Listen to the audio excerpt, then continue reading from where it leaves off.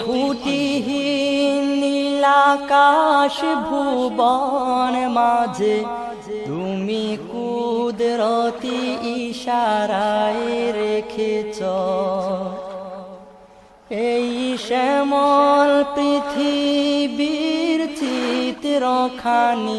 তুমি নিপুণ তোমার হাতে এঁকেছ ওগো আল্লাহ শুকর তোমার আমারে যে মুসলিম করেছ ওগো আল্লাহ শুকর